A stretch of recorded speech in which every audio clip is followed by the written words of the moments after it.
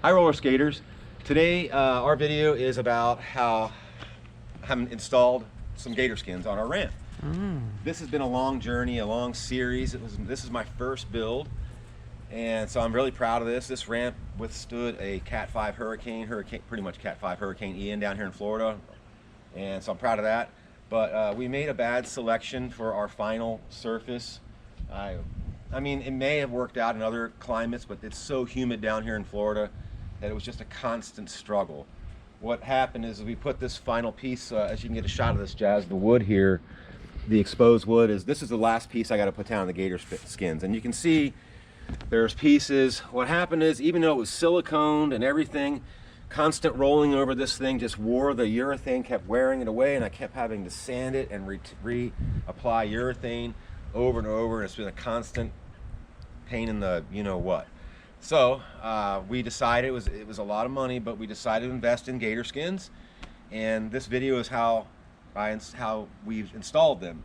They give you a little manual here on what to use, requirements, and things like that, and they go into things like if you're going to use a scooter, how far your joints should be apart and all that stuff. But basically, I'd already had my ramp done, so basically I was more interested in this. This is the recommended screw pattern for the panels, and you can see they recommend it's about 3/4 of an inch from the edge, and then you go 7 3/4 across on around the outer sides across this way, and you can see these are 8 inches a piece across this way, and then these second row 11 5/8 across.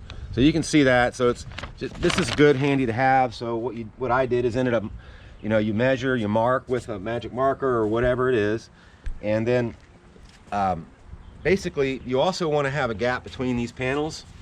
So get a little spacer, something that works, that just keeps the panels a little bit apart, because they do expand and contract with weather. Another thing is to there's a little bit of a shadow here. The other little thing is you want to get this tool here.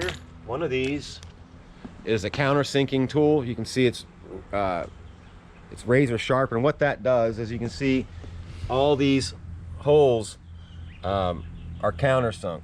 So once you mark them with your marker or whatever it is, take a drill bit, I wouldn't use this one, but just use your drill bit, drill through all these little areas, then countersink these. You want to countersink, you want to definitely get this and use this, because you want these screw heads to go down and be flush, so you don't have the existing, the head of the screw sticking out. You don't want to be riding over that. The other important thing is they tell you to get stainless steel screws, which these are. They're pretty expensive. Amazon is probably the best way, unfortunately, the cheapest way. This one's bent. I bent this one, but you see the threads go pretty much all the way up, and it's got the Torx on it, which is strong, and these things go down and hold it tight. Okay, so one thing I used when I put these down, I got all these flat panels square, and then I worked my way up with the panels. And what I did is, once I got this one here, like this center one on, I took this center one and I squared it up with my little spacers, marked this first ones, and then screwed this down while the spacers were in there. And then I used this. It's kind of hard to do all this by yourself, but I used the suitcase full of pavers for weight, and it worked great.